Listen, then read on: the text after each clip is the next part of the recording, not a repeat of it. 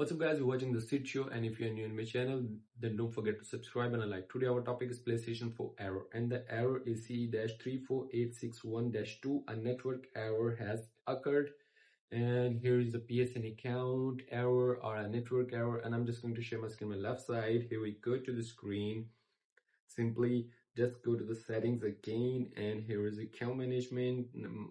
Just go to the login settings and just get back here and login setting. Your PSN account is logged in or not. Here we go to the PSN account setup and view PlayStation Network services. Sometimes the server is down.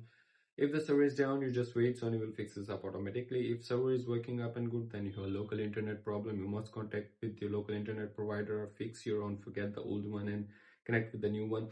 And I'm just going to suggest you use a wide LAN cable connected from the router to PlayStation 4, and you can change the primary DNS, secondary DNS manually. Which one is working good here, you just put here and set up a new connection.